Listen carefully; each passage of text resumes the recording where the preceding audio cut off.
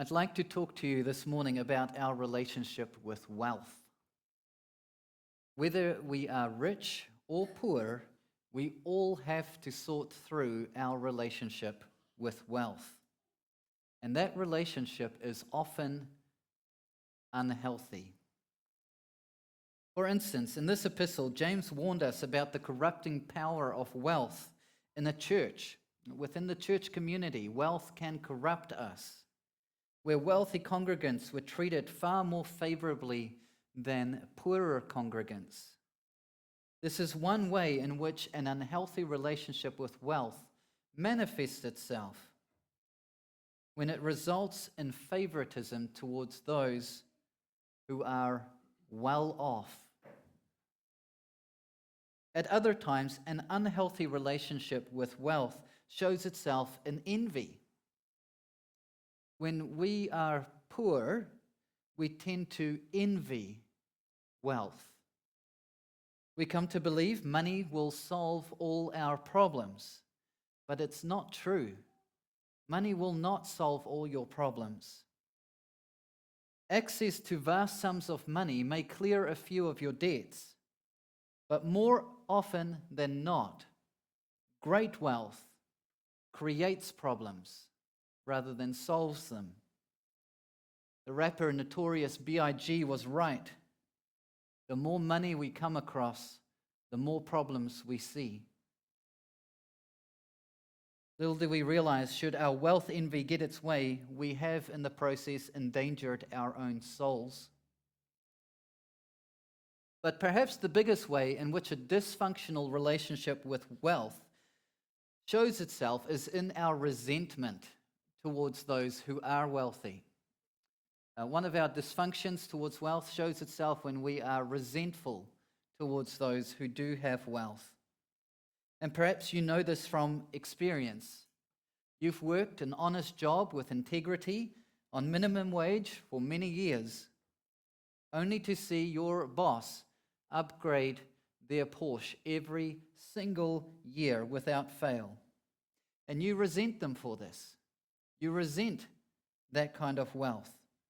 If you're into movies, you may remember well how Catwoman Selina Kyle expressed her resentment when she whispered, "There's a storm coming, Mr. Wayne." This is a Batman movie. "There's a storm coming, Mr. Wayne.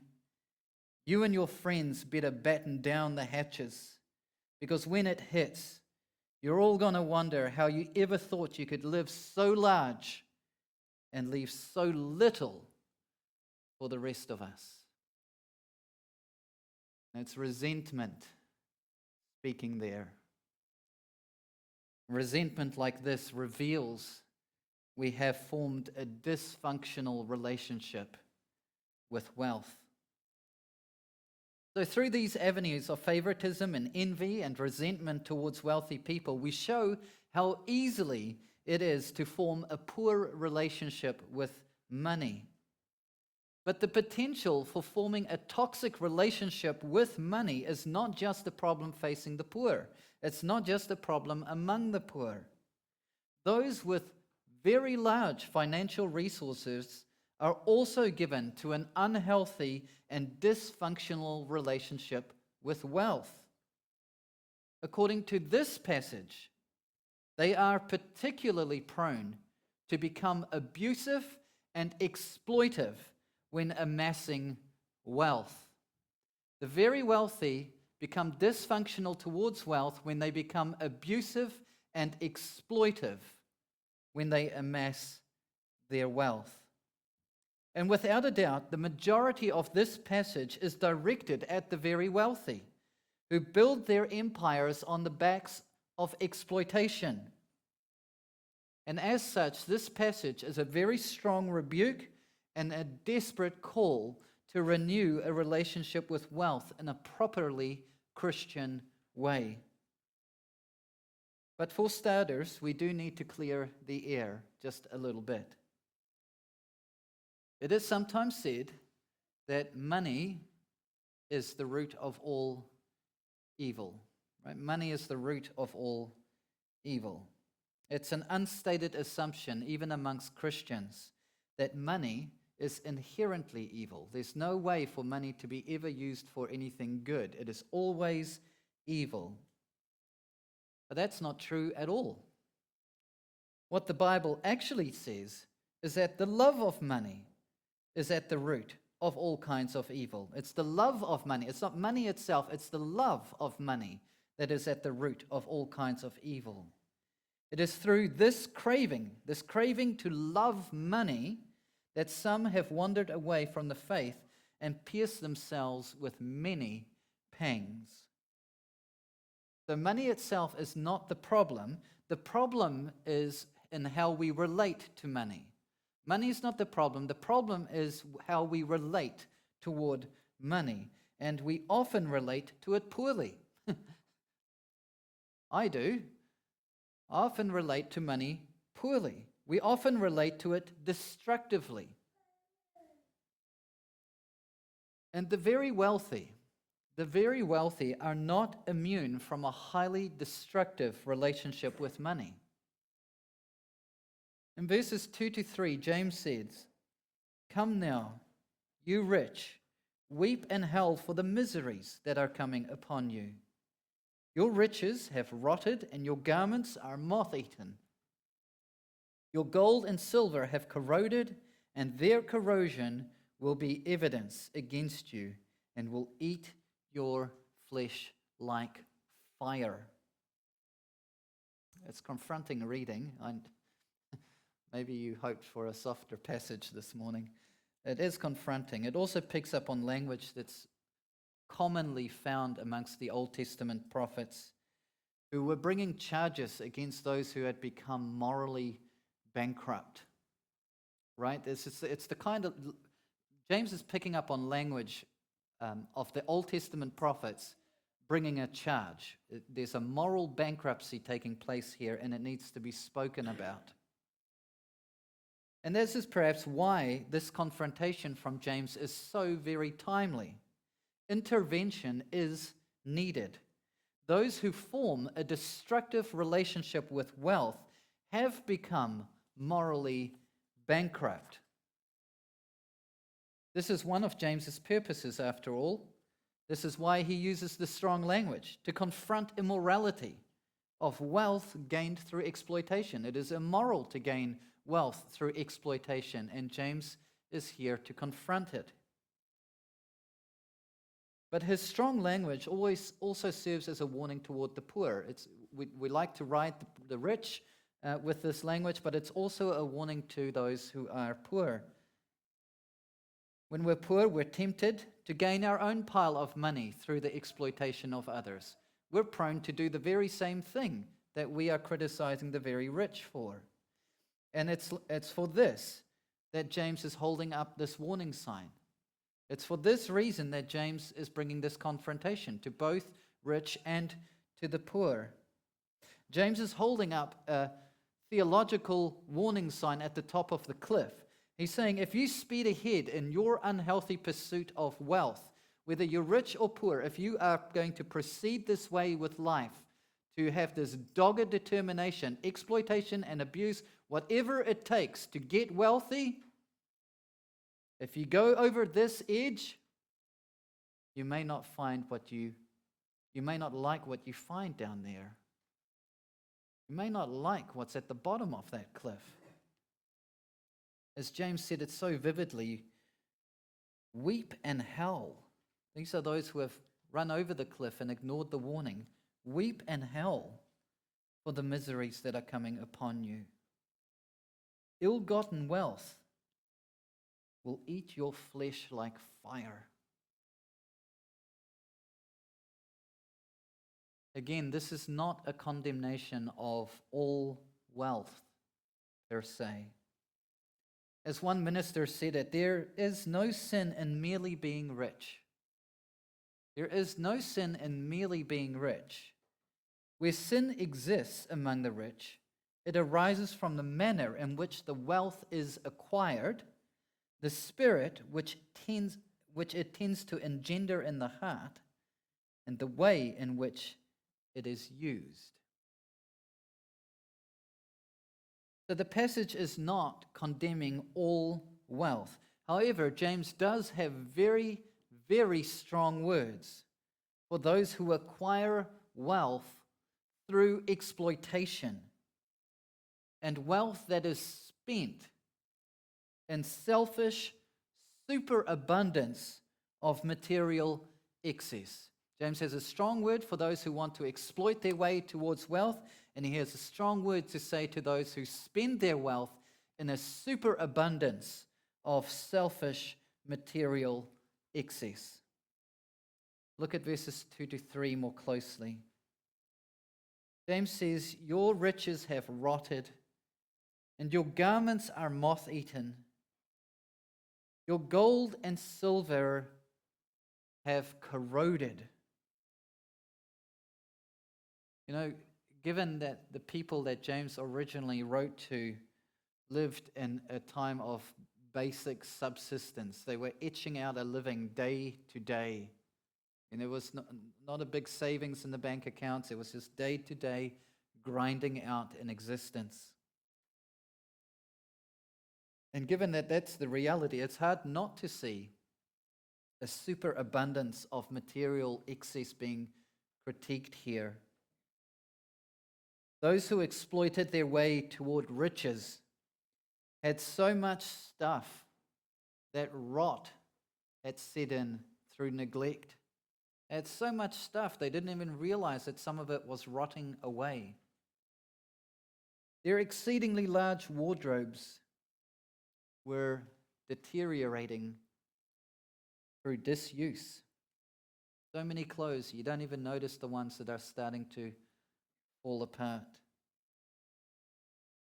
Even their gold, which is usually a corrosion-resistant metal, James says here in like a hyperbolic fashion, has wasted away seemingly unnoticed. You got so much money, you don't even know what's happening with it.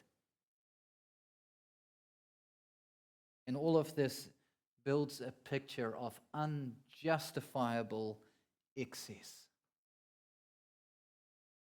and how losses which could feed and clothe many are barely noticed. In true prophetic style, James ensures that it escapes no one's attention that such careless, wasteful, negligent, immodest relationship with wealth will be used as evidence at God's final judgment. That kind of excess, that kind of negligence, that kind of waste will be brought in as testimony of our poor relationship with wealth one day.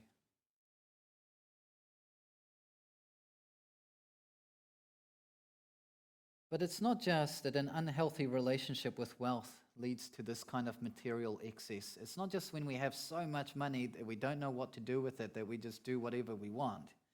That's not the only problem here. There's a real danger of abuse and exploitation of others when it comes to wealth. There's a real danger of abuse and exploitation.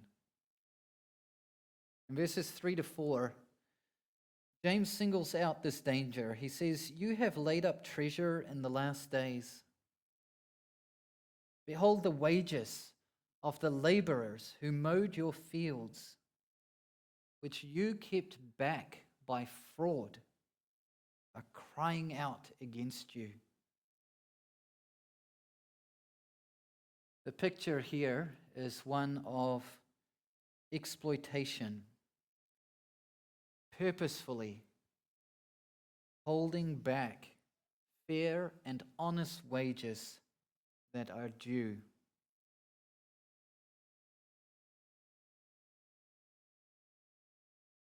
It's hard for us in a country like New Zealand to know what to do with words like that, because we say, look, I don't really know what James is talking about. That kind of exploitation belongs to a bygone era of slave labor or some offshore Chinese factory. What do you mean we've held back wages by fraud? We have employment laws now. We have the IRD. We have occupational health and safety. We have all kinds of protections in place to make sure that no one here in New Zealand would get exploited for the work that they are doing. Let's not be so naive.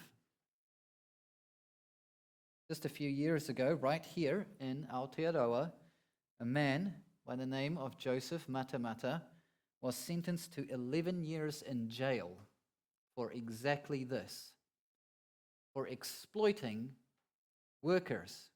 Right here, with all our safety measures in place, sentenced to 11 years in jail for exploiting dozens of workers. According to one of his victims, he said he was not paid for a single day he worked for 17 months. Apart from a couple of $100 he was given at Christmas and a bit of cash for cigarettes. Reports in this case identified dozens of victims, all of them exploited for one man's financial gain. So make no mistake about it, whenever we develop an unhealthy and destructive relationship with wealth, it is entirely conceivable that we will abuse and exploit others to achieve our goal. Doesn't matter if there are laws in the land protecting people or not. If we develop an unhealthy relationship with wealth, we will be very tempted to abuse and exploit our way toward our goal. And James knows this. He's attuned to the fact that an unhealthy relationship with wealth may become abusive and exploitive. So let's think about the victims for a moment.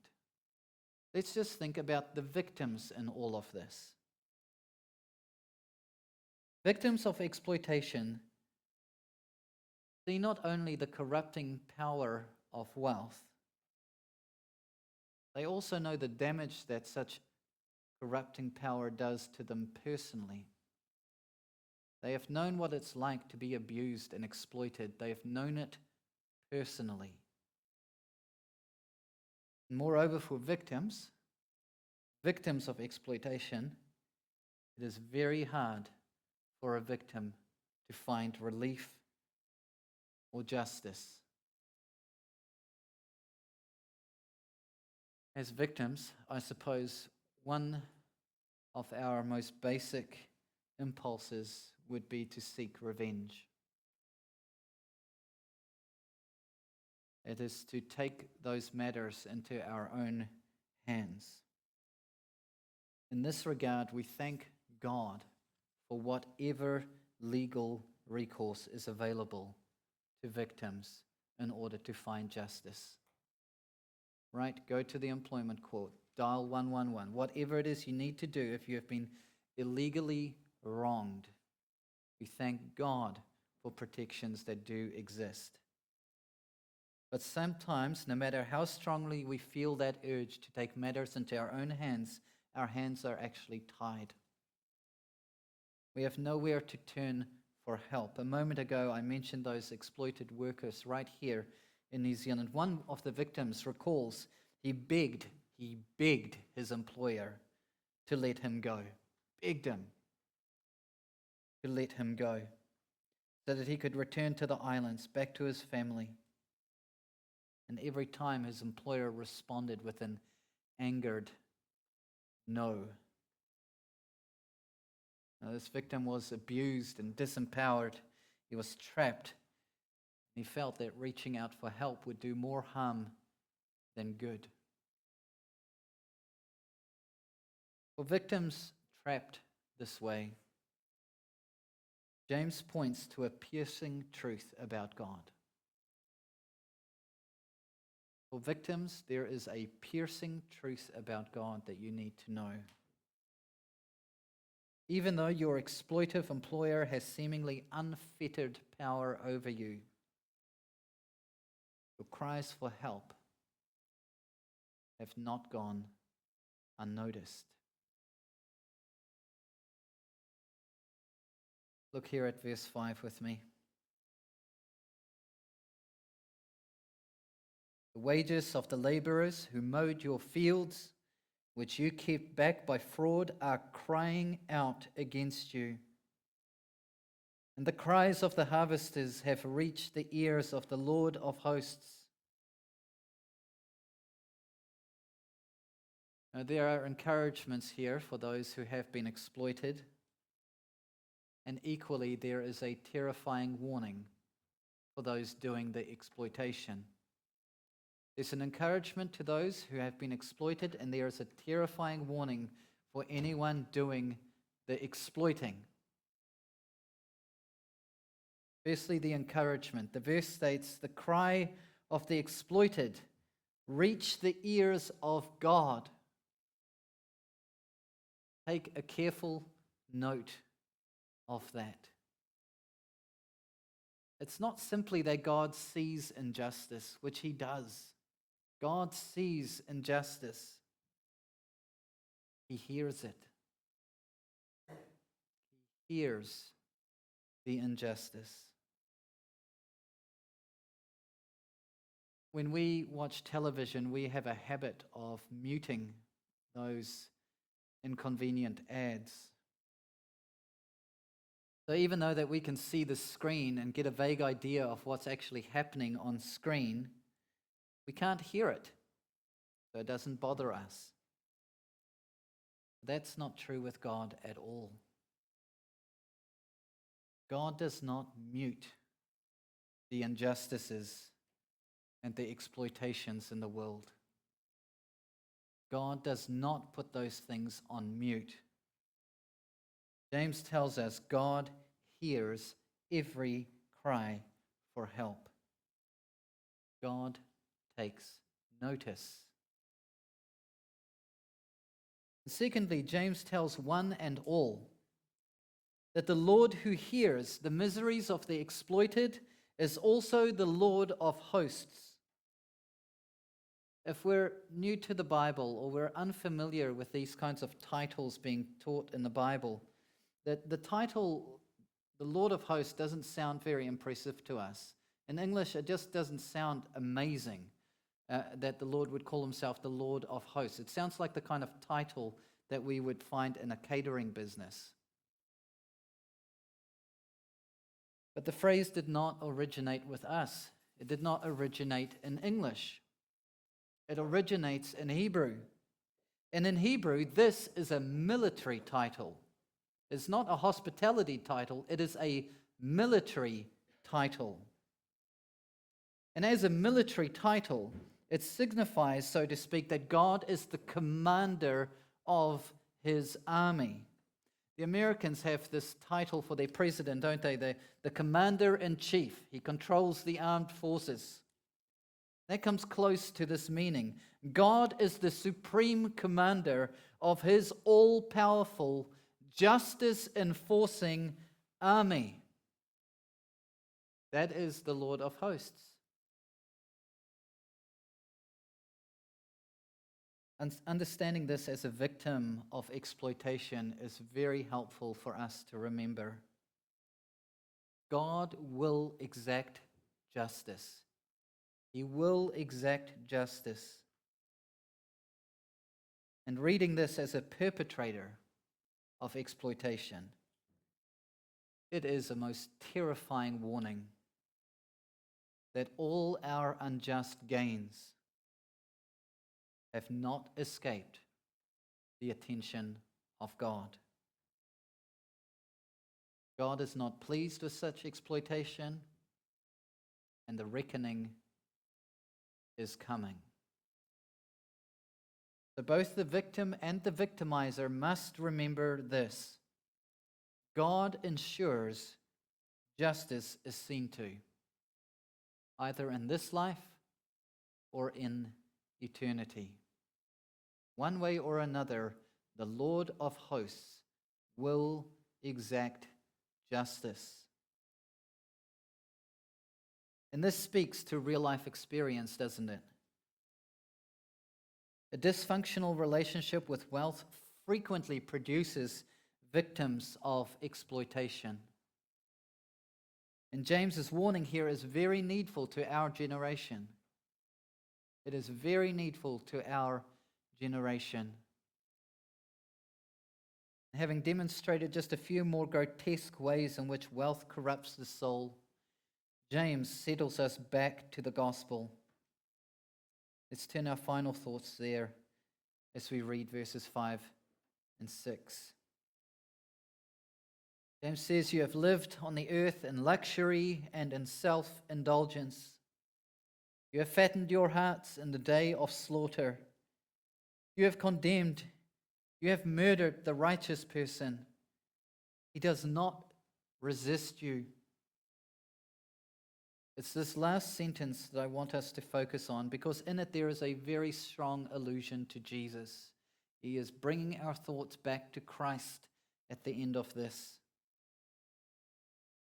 Just as those with an unhealthy, destructive relationship with wealth exploit and ultimately would not stop at murder of a righteous victim, all to establish ill-gotten gains, there is another story in the Bible of a man with an unhealthy relationship with wealth, Judas, who exploited Jesus to death and betrayed that righteous man for 30 pieces of silver. This is how badly wealth can warp our souls, to the point where innocent blood is spilled for financial gains. And notice what James says here. It's very telling. You have murdered the righteous person. He does not resist you. Jesus is this righteous person. Jesus is the righteous person who was exploitively sold into murder. But Jesus also did not resist his own exploitation. He does not resist you. Jesus did not resist his own exploitation. He was a willing victim who accepted whatever came his way. In this, Jesus is fully sided with the exploited. He chooses their corner time and time again. He has tasted the misery of exploitation, and his compassion is settled on those who have tasted it also. The basic response to Jesus, therefore, is one of trust. If this is what Christ has done, our basic response to him is one of trust. If we are victims of exploitation, the invitation here is to entrust yourself to Jesus more and more fully. He knows your pain, and he will make all things right in the end. Justice will prevail. The Lord of hosts will see to it that every sin will be balanced on the ledger of divine justice. You can count on it. Secondly, if we are those who have used an unhealthy relationship with wealth to exploit others, we must repent. We must confess our sin and also entrust ourselves to Jesus more and more fully. This Jesus suffered and died at the hands of exploitive men. But in his death, he buried a mountain of sins, including that sin of exploitation and an unhealthy, destructive relationship with wealth. He took that to the grave, and that is where those sins are forgiven. But you must come to this Jesus in faith. Without him, you are left to fend for yourself against the impeccable justice of the Lord of hosts. But with him, forgiven by him, the Lord of hosts will receive you as an ally. Amen.